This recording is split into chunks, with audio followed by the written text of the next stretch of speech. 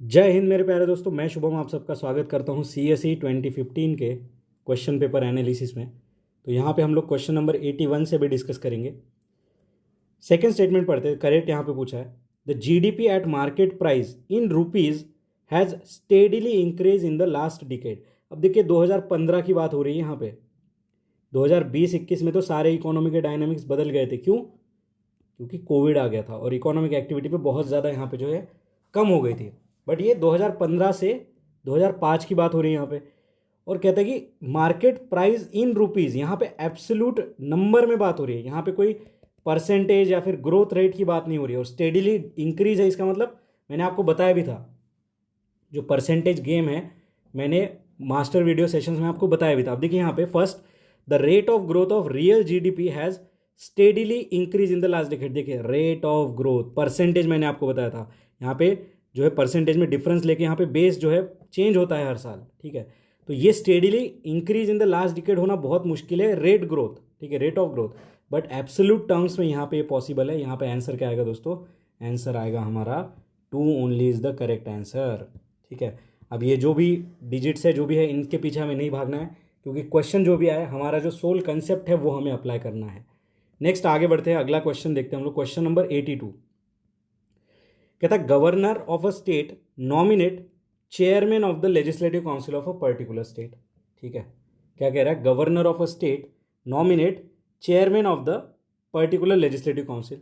फिर कह रहा है, legislative council of a state in India can be larger in size than half of the legislative assembly of that particular state. तो देखिए दोस्तों, यहाँ पे डायरेक्टली हमारे लक्ष्मीकांत के लेजिस्लेटिव काउंसिल वाले चैप्टर से क्वेश्चन आ गया है। सबसे पहले तो सेकंड स्टेटमेंट गलत है दोस्तों। Governor of a state nominate नहीं करते हैं। यहाँ पे जो चेयरमैन होते हैं लेजिस्लेटिव काउंसिल के, उनका इलेक्शन होता है, उनका इलेक्शन होता है। और ये जो स्टेटमेंट यहाँ पे है ना, ये डायरेक्टली हमारे कॉन्स्टिट्यूशन में दिया गया है अंडर आर्टिकल 171। क्या लिखा हुआ है कि जो लेजिस्लेटिव काउंसिल होगा, ठीक है, state legislative council should not be more than, क्या कह रहा है? Should not be more than 1/3, ठीक है। तो यहाँ पे बात याद रखिए, the size of legislative council can not be more than 1/3 of state legislative assembly. मतलब अगर स्टेट लेजिस्लेटिव असेंबली में अगर 160, चलिए यहाँ पे देखिए 180 लोग अगर है, तो इसका 1/3 कितना हो गया? तो 60 लोग ही यहाँ पे स्टेट लेजिस्लेटिव काउंसिल में जा सकते हैं, इससे ज़्यादा नहीं। और दूसरी एक चीज़ लिखी हुई है, 1/3 ऑफ स्टेट लेजिस्लेटिव असेंबली के बाद मिनिमम यहाँ पे 40 मेंबर, ठीक है। Legislative council can not be less than 40 members, ठीक है। तो ये हमारा गलत हो गया, ये हमारा गलत हो गया।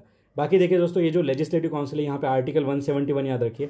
एक दूसरी चीज़ है अबोलिशन ऑफ लेजिस्लेटिव काउंसिल, ये आर्टिकल याद रखिए, आर्टिकल 169, ठीक है, याद रखिएगा। अबोलिशन ऑफ लेजिस्लेटिव काउंसिल क्या है? आर्टिकल 169। और ये अबोलिशन जो है सिंपल मेजोरिटी से होता है। कहाँ पे? पार्लियामेंट में। यहाँ पे स्टेट जो है रिक्वेस्ट भेजेगा, ठीक है, किसे? पार्लियामेंट को, कि हमें लेजिस्लेटिव काउंसिल को अबोलिश करना है, और फिर ये प्रोसेस यहाँ पे आगे होगी, ठीक है। बाकी देखिए इनका जो टेन्योर होता है 6 ईयर का होता है। 1/3 मेंबर जो है वो हर 2 साल में रिटायर होते हैं, और ये परमानेंट बॉडी है, परमानेंट बॉडी है। तो ये सारी चीज़ें हमने यहाँ पे लेजिस्लेटिव काउंसिल की देख ली। इन ऑल पूरा चैप्टर ही हमारा रिवाइज हो गया लेजिस्लेटिव काउंसिल का। आगे देखिए, बहुत ही ईजी क्वेश्चन है। To uphold and protect the sovereignty and unity and integrity of India is a provision made in. क्या कह रहा है? To uphold and protect the sovereignty, unity and integrity of India is a provision made in. यहाँ पे आप समझो, सुनोगे कि हाँ यूनिटी एंड इंटीग्रिटी है, तो प्रियम्बल में मैंने बताया था आपको। नहीं, ये पूरा फ्रेज कहाँ पे मेंशन है? तो ये मेंशन है फंडामेंटल ड्यूटीज़ में। अभी आपका होमवर्क क्या है? Fundamental duties. वीडियो को पॉज करिए, 11 की 11 फंडामेंटल ड्यूटीज़ जो है उसे याद करिए। वीडियो को पॉज करिए और 11 की 11 फंडामेंटल ड्यूटीज़ को याद करिए। अब देखिए, फंडामेंटल ड्यूटीज़ हमने USSR से जो है बोरो करी थी ये हम याद रखेंगे, ठीक है। यहाँ पे देखिए, एक जो फंडामेंटल ड्यूटी है वो अमेंडमेंट से ऐड हुई थी, जो कि है 86th कॉन्स्टिट्यूशनल अमेंडमेंट एक्ट, जो कि राइट टू एजुकेशन वाला है। बाकी फंडामेंटल ड्यूटी का पूरा क्लॉज कब ऐड हुआ था दोस्तों? तो ये ऐड हुआ था हमारे 42nd कॉन्स्टिट्यूशनल अमेंडमेंट एक्ट के द्वारा। कौन सी कमेटी थी? स्वराज सिंह कमेटी के रिकमेंडेशन पे, ठीक है। तो यहाँ पे आंसर है हमारा डी। नेक्स्ट देखिए, विच one of the following best describe the ecosystem. One of the easiest question दोस्तों, डायरेक्टली शंकर IAS के पहले ही पेज पे हमें देखने को मिल जाएगा कि community of organism together with environment in which they live, ठीक है। A, B एंड D यहाँ पे गलत है, आंसर क्या है हमारा? C। बड़ा इजी सा क्वेश्चन था, ठीक है। नेक्स्ट देखिए आगे क्या है, the fundamental objects of panchayat raj system to ensure which one of the following. ठीक है, तो फंडामेंटल ऑब्जेक्टिव क्या था हमारे पंचायत राज का। तो यहाँ पे देखिए दोस्तों, सबसे पहला ऑप्शन जो है फाइनेंशियल मोबिलाइजेशन। ठीक है, 4th नंबर पे लिखा हुआ है फाइनेंशियल मोबिलाइजेशन। ठीक है, फिर देखिए डेमोक्रेटिक डिसेंट्रलाइजेशन, थोड़ा सा ध्यान लगाइए, 2017 में हमने क्वेश्चन देखा था लोकल सेल्फ गवर्नमेंट वाला। ठीक है, ये 2015 का क्वेश्चन है। ठीक है, वहाँ क्या बोला था कि लोकल सेल्फ गवर्नमेंट को अगर हम डिफाइन करना चाहें तो किस कंटेक्स्ट में कर सकते हैं, तो वो है दोस्तों डेमोक्रेटिक डिसेंट्रलाइजेशन। देखिए मतलब थर्ड तो हमारे ऑप्शन में होना ही चाहिए, तो यहाँ पे ये उड़ गया। Political accountability and peoples participation, local self government, local लोगों का पार्टिसिपेशन होना ही होना चाहिए, मतलब 1 और 3 तो हमारे ऑप्शंस में आने ही चाहिए। तो 1 और 3 कहाँ कहाँ पे, यहाँ पे है, यहाँ पे है और यहाँ पे भी है, तो 3 जगह पे है। ठीक है, अब बचा क्या देखिए दोस्तों, फाइनेंशियल मोबिलाइजेशन। और जब हमने पंचायत राज का चैप्टर पढ़ा होगा लक्ष्मीकांत में, तो हमने वहाँ पे देखा कि फंडामेंटल ऑब्जेक्टिव फाइनेंशियल मोबिलाइजेशन तो है ही नहीं, तो 4 हट गया, बचा क्या 1 2 3 एंड 1 3।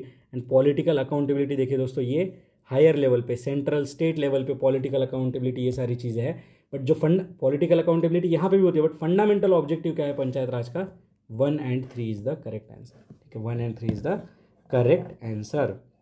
नेक्स्ट देखिए आगे बढ़ते हैं। अगला क्वेश्चन है, बड़ा ही अमेजिंग है, इकोनॉमी से रिलेटेड है। कहता है with reference to Indian economy consider the following, which one of the following is a component of monetary policy. अब देखिए मॉनेटरी पॉलिसी कमेटी ऑलरेडी हमने देखा है, अब मॉनेटरी पॉलिसी का कंपोनेंट पूछा। देखिए bank rate, open market operation, public debt and public revenue. ठीक है, अब देखिए मॉनेटरी पॉलिसी, ठीक है, फिजिकल पॉलिसी, ऐसे टॉपिक है जो कि इकोनॉमी के मतलब एक सोल है इकोनॉमी का, ये तो हम पढ़ते ही पढ़ते हैं हमारे बेसिक बुक में। यहाँ पे सीधा देखिए आंसर है दोस्तों हमारा 1 और 2। ठीक है, ये जो पब्लिक डेट है it is not a part of monetary policy, public revenue भी नहीं है। ठीक है, यहाँ पे देखिए जो पब्लिक बैंक रेट की यहाँ पे बात करिए, तो यहाँ पे देखिए रेट्स कौन से, CRR है, ठीक है, cash reserve ratio, SLR statutory liquidity ratio, repo rate, reverse repo rate, ठीक है, मार्जिनल स्टैंडिंग फैसिलिटी, ठीक है, लोन टू वैल्यू, ये सारी चीज़ें हम देखते हैं यहाँ पे। एंड ओपन मार्केट ऑपरेशन क्या है, जहाँ पे RBI बाय एंड सेल करती है गवर्नमेंट सिक्योरिटीज़ को, किस लिए, इन्फ्लेशन डिफ्लेशन से लड़ने के लिए। ये ऑलरेडी हमने 2021 के पेपर में डिटेल में कवर किया है। ठीक है, तो दोस्तों पब्लिक डेट यहाँ पे नहीं है और पब्लिक रेवेन्यू यहाँ पे नहीं है। अभी नेक्स्ट हम अगला क्वेश्चन देखते हैं, which one of the following statement with reference to inflation is correct. अब इन्फ्लेशन के रिगार्डिंग है। ठीक है, डी पढ़ते, increase money circulation helps in controlling, नहीं, अगर इंक्रीज हो जाएगा मनी सर्कुलेशन तो कंट्रोल नहीं होगा, ये तो और बढ़ जाएगा। डिक्रीज मनी सर्कुलेशन, आ गया यहीं पे आंसर। इन्फ्लेशन कब हो रहा है, जब पैसा ज़्यादा हो रहा है लोगों के हाथ में, और जब पैसा कम हो जाएगा तभी तो इन्फ्लेशन कंट्रोल में आएगा, सीधा आंसर आ गया। RBI हैज़ नो रोल, देखिए कैसे क्वेश्चन बनाया यार, RBI has no role, inflation management का काम RBI ही तो कर रही है। Controlling the inflation is responsibility of government of India only. ये दो तो ऐसे हट गए, बचा C और D, यानी यहाँ पे आंसर है हमारा C। कितना इजी क्वेश्चन है, देखिए जैसे जैसे हम अभी 2014 2013 का पेपर देखेंगे ना, और इजी क्वेश्चन आपको देखने को मिलेंगे यहाँ पे। चलिए आगे बढ़ते हैं। नेक्स्ट है which one of the following, ठीक है, among the following nuclear weapon states as recognised by NPT commonly known as nuclear proliferation treaty. ये क्वेश्चन पढ़ के तो आपके स्माइल आनी चाहिए। ठीक है, क्योंकि न्यूक्लियर सप्लायर ग्रुप NPT क्या है, ठीक है, international atomic energy agency, NPT India ने क्यों साइन नहीं किया है, इंडिया के साथ साथ कौन से कंट्री है जिन्होंने NPT को साइन नहीं कर रखा है, ये हमने मल्टीपल टाइम्स देखा है। NPT किसने किसने नहीं साइन किया है, मैंने ऑलरेडी आपको बताया था, इंडिया, इजराइल, पाकिस्तान। ठीक है, इंडिया, इजराइल, पाकिस्तान, इन्होंने साइन नहीं कर रखा है। ठीक है, और नॉर्थ कोरिया ने देखिए दोस्तों यहाँ पे विड्रॉ कर रखा है इस ट्रीटी से। ठीक है, साइन किया था बाद में विड्रॉ कर लिया। अब देखिए हमें पता है कि NPT में कौन से देश है जिनके पास पावर है, वो है 5 Ps, यानी 5 परमानेंट मेंबर। कौन है इसमें, China, France, Russia, USA, China, France, Russia, USA and UK। यहाँ पे ऑप्शन में कौन है, 1 और 2, यही हमारा आंसर आ गया, सीधा 1 और 2। देखिए कितना ईजी क्वेश्चन है, डायरेक्टली हमने 2-3 बार इसे डिस्कस कर रखा है। आगे देखते हैं, आइडिया ऑफ वेलफेयर स्टेट, ये क्वेश्चन तो देखने की भी जरूरत नहीं, सीधा DPS पे आंसर लगाओ, आगे बढ़ जाओ। ठीक है, उसके बाद देखिए, substitution of steel for wooden plough in agriculture production is a example of. ठीक है, क्या कह रहा है, substitution of steel for wooden plough, मतलब पहले वुडन प्लो यूज हो रहा था, अभी इसे स्टील से जो है सब्सटीट्यूट कर दिया गया है। तो ये किस चीज़ का एग्जाम्पल है? तो देखिए दोस्तों, ये जो है क्वेश्चन नंबर 90, इसका आंसर है हमारा कैपिटल ऑगमेंटिंग टेक्नोलॉजी। ठीक है, कैपिटल ऑगमेंटिंग टेक्नोलॉजी इसे कहेंगे। अब क्यों यहाँ पे कहेंगे दोस्तों? अब मैंने कैपिटल की आपको डेफिनेशन बताई थी, मनी विच जनरेट्स मनी। ठीक है, और ये जो स्टील जब यहाँ पे रिप्लेस कर देगा वुडन को, तो यहाँ पे प्रोडक्टिविटी बढ़ जाएगी, और प्रोडक्टिविटी बढ़ेगी तो यहाँ पे जो है इनकम भी यहाँ पे बढ़ जाएगी। ठीक है, और steel production thereby encourage steel production. तो ये क्या है? कैपिटल ऑगमेंटिंग एक टेक्नोलॉजिकल प्रोसेस है। कैपिटल रिड्यूसिंग नहीं, लेबर ऑगमेंटिंग भी नहीं। ठीक है, उसके बाद देखिए, अब लेबर ऑगमेंटिंग किसे कहेंगे? ये ऐसी टेक्नोलॉजी होती है जिससे लेबर की प्रोडक्टिविटी बढ़ेगी। ठीक है, तो यहाँ पे आंसर है हमारा बी। नेक्स्ट देखिए, पार्लियामेंट्री सिस्टम ऑफ गवर्नमेंट। भाई क्या क्वेश्चन आ गया यार, मैंने आपको 5वीं बार बता रहा हूँ अभी ये कि parliamentary system is equal to collective responsibility. Word ढूंढो, आंसर लगाओ, आगे बढ़ जाओ।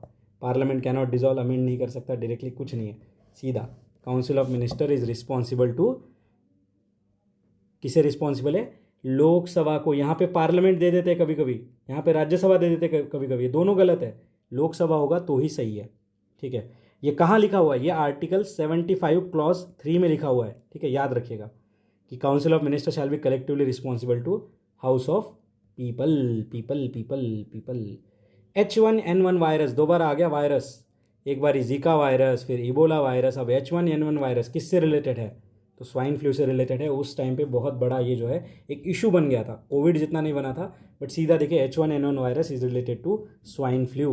ठीक है, HIV virus is related to AIDS. ठीक है, बाकी डेंगू क्या है? डेंगू का हमने देखा था, डेंगू, चिकनगुनिया, जीका, ये कौन से इससे हो रहे? एडिस इजिप्टी। ठीक है, एडिस इजिप्टी मॉस्किटो। ठीक है, Zika, dengue, chikungunya, yellow fever, ये हमने ऑलरेडी देख चुके हैं यहाँ पे।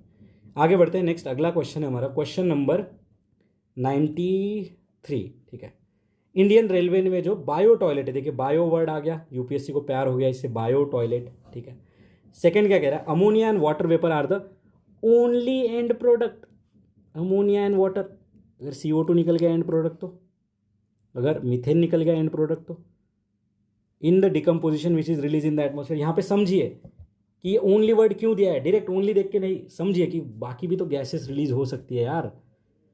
The decomposition of human waste in the bio toilet is initiated by fungal inoculum. Bio toilet fungal inoculum, यहाँ पे देखिए फंगल इनोकुलम नहीं है दोस्तों, ये जो है यहाँ पे जो डिकम्पोजिशन होता है ये अनएरोबिक बैक्टीरिया से होता है। देखिए कैसे स्वैपिंग चीज़ें चल रही है, फंगस को बैक्टीरिया से चेंज कर दिया, और ये जो टेक्नोलॉजी है DRDO ने डेवलप करी थी, तो ये भी गलत, ये भी गलत। क्यों? क्योंकि भाई सिर्फ अमोनिया एंड वाटर नहीं होता रिलीज, यहाँ पे मीथेन, CO2, बहुत सारी चीज़ें रिलीज होती है। ठीक है, तो यहाँ पे दोनों के दोनों स्टेटमेंट हमारे गलत है। ठीक है, इतना डिटेल में हम नहीं पढ़ सकते, बट इस तरीके से हम जो है आंसर तक यहाँ पे पहुँच सकते हैं।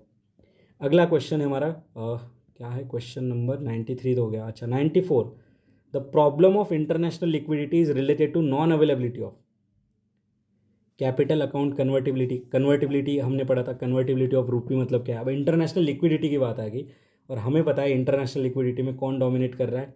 गोल्ड तो है नहीं, गुड्स एंड सर्विस नहीं, एक्सपोर्ट नहीं, dollar and other hard currency. ठीक है, अदर हार्ड करेंसी। तो ये क्या है दोस्तों? ये डिटरमाइन करते हैं हमारे जो है इंटरनेशनल लिक्विडिटी को। ठीक है, अब हार्ड करेंसी किसे कहते हैं दोस्तों? तो समझ लीजिए जो politically and economically stable countries हैं उन्हें यहाँ पे उनकी जो करेंसी है उसे हार्ड करेंसी हम कहते हैं। ठीक है, उसे हम यहाँ पे हार्ड करेंसी कहते हैं। नेक्स्ट देखिए, आगे बढ़ते हैं। ठीक है, और ये जो इंटरनेशनल लिक्विडिटी ऐसी ही करेंसी होगी जो कि इंटरनेशनली एक्सेप्टेबल होगी, जैसे कि डॉलर हो गया यहाँ पे। आगे देखते हैं, नेक्स्ट अगला क्वेश्चन है फ्यूएल सेल्स के बारे में। ठीक है, फ्यूएल सेल्स, अब उसमें भी देखिए in which hydrogen rich fuel and oxygen is use to generate electricity. Hydrogen fuel हमने 2023 में 2 बार ही देखा था, 2019 में देखा था, और मैंने भी बताया भी था कि जो हाइड्रोजन फ्यूएल सेल होता है इनका जो बाय प्रोडक्ट होता है वो क्या होता है? Pure water. कोई यहाँ पे इमिशन नहीं होता है। ठीक है, कोई यहाँ पे इमिशन नहीं होता है। चलिए थर्ड से पढ़ना स्टार्ट करते हैं। कहता है the fuel cell produces electricity in AC। DC में होता है ये। ठीक है, देखिए स्वैप हो गया है यहाँ पे पूरी चीज़। तो ये जो हमारा फ्यूएल सेल है प्रोड्यूस किस में करता है? DC में। Fuel cell can be use in powering building and not for small devices like laptop and computer. समझिए, सोलर पावर का एक क्वेश्चन देखा था, उसमें क्या बोला कि सबमर्सिबल पाइप में तो यूज़ होगा, पंप में यूज़ होगा, बट जो दूसरे टाइप के होते पंप उसमें यूज़ नहीं होगा। अरे सोलर एनर्जी तो एनर्जी है, कहीं पे भी लगा लो वो तो काम ही आएगी। वैसी चीज़ ये ऑप्शन कह रहा है कि तुम पावरिंग द बिल्डिंग्स में यूज़ हो सकता है, but small device like laptop computer में नहीं होगा। रेस्ट्रिक्टिव बात कह रहा है। If pure hydrogen is use as a fuel it emit heat and water as a by product, only water and heat as a by product. तो answer क्या है यहाँ पे? One only. बस इतना ही याद रखना था दोस्तों इस क्वेश्चन में, जो मैंने अभी जितनी चीज़ें डिस्कस करी, ठीक है। यहाँ पे लैपटॉप कंप्यूटर सेल फोन सब में जो है हमारे हाइड्रोजन फ्यूएल सेल यूज़ हो सकते हैं। नेक्स्ट देखिए कलमकारी पेंटिंग, ये क्या है? ठीक है, डायरेक्टली हमारे आर्ट एंड कल्चर का क्वेश्चन है। तो देखिए दोस्तों ये जो कलमकारी पेंटिंग है, एक सेकेंड में आपको बताता हूँ अभी, ठीक है। ये ऑप्शन पढ़ते हैं इनके। Hand painted decorative silk in north west India, block painted woollen cloth in western Himalaya, handmade drawing on bamboo sorry bamboo handicraft in north east India, ठीक है, and hand painted cotton textile in south India. तो यहाँ पे देखिए दोस्तों सीधा हमें ये पता होना चाहिए था, Kalamkari painting is present in hand painted cotton textile in south India, ठीक है। साउथ इंडिया में भी कहाँ पे? पर्टिकुलरली आंध्र प्रदेश में, पर्टिकुलरली आंध्र प्रदेश में ये प्रेजेंट है। तो याद रखिएगा दोस्तों कॉटन टेक्सटाइल से रिलेटेड है ये। नेक्स्ट देखिए दोस्तों ये जो बाकी ऑप्शन है मैंने सर्च किया, बट कोई स्पेसिफिक नेम मुझे यहाँ पे नहीं मिला। ये चीज़ें होती है हिमालयन रीजन में, नॉर्थ ईस्ट इंडिया में, नॉर्थ वेस्ट में, बट इनका पर्टिकुलरली कोई नाम मुझे यहाँ पे नहीं मिला है, ठीक है। नेक्स्ट अगला क्वेश्चन हम देखते हैं सीड विलेज कंसेप्ट के बारे में, ठीक है। सीड विलेज कंसेप्ट नाम से पता चल रहा है कि गाँव में कुछ सीड से रिलेटेड कोई काम यहाँ पे कराएंगे, ठीक है। अब डी से पढ़ना स्टार्ट करते हैं। Identifying entrepreneurs in village and providing them technology and finance to set up the seed company ही बना देंगे पूरी, रूरल एरिया में सीड कंपनी बना देंगे बहुत बड़ी, इतना पैसा देने वाला है ये।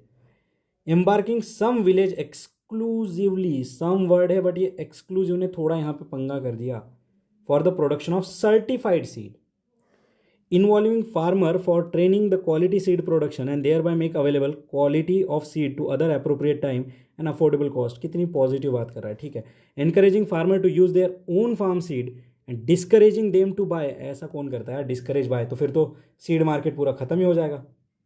तो यहाँ पे देखिए दोस्तों अगर ये चारों ऑप्शन में देखा जाए तो डी तो देखिए ये तो हट गया और ये भी हट गया कि डिस्करेज करना है, बचा बी एंड डी। अब बी एंड डी में देखिए सीड कंपनी बनाना यहाँ पे आसान है या फिर अवेयरनेस ट्रेनिंग देना आसान है, और नाम क्या है? Seed village concept. तो यहाँ पे आंसर है दोस्तों हमारा बी ऑप्शन, ठीक है। जो सीड विलेज कंसेप्ट देखिए जैसे 2023 में हमने एक स्मॉल फार्मर लार्ज फील्ड वाला सॉल्व किया था, उसी तरीके से इसे सॉल्व करना था, ठीक है। तो ये है दोस्तों पावर ऑफ PYQ, ठीक है। नेक्स्ट आगे बढ़ते हैं, अगला क्वेश्चन हम देखते हैं यहाँ पे, ठीक है। अगला क्वेश्चन देखते हैं 98, ठीक है। 98 there has been persistent deficit in budget. Deficit in budget मतलब खर्चा ज़्यादा कमाई कम। क्या एक्शन हमें लेने चाहिए to reduce the government deficit? As it is, repeated question, as it is, कुछ भी चेंज नहीं हुआ है, ऑप्शन भी चेंज नहीं हुआ है, सीधा आंसर 1 एंड 3 है। कहाँ देखा था? 2016 में, ठीक है। आगे बढ़ते हैं next question number 99। Which one of the following has accorded GI status, ठीक है। GI स्टेटस किसे मिला? टफ क्वेश्चन है, अब उस साल का करंट अफेयर होगा या कोई चीज़ होगी, ठीक है। क्या कहता है? बनारस ब्रोकेट्स एंड साड़ीज, राजस्थानी दाल बाटी चूरमा, तिरुपति लड्डू, ठीक है। अब ये तीनों पता होनी चाहिए, टफ क्वेश्चन है, मैं यहाँ पे अभी बताऊंगा आपको। यहाँ पे देखिए दोस्तों जो आंसर है हमारा वो है, तो यहाँ पे देखिए दोस्तों 1 एंड 3 हमारा आंसर है। राजस्थानी दाल बाटी चूरमा को यहाँ पे GI टैग नहीं मिला है, ठीक है। अब GI टैग किसे मिलता है? जो स्पेसिफिक उस एरिया की स्पेशलिटी होगी, जैसे कि बनारसी साड़ी, तिरुपति लड्डू, ठीक है।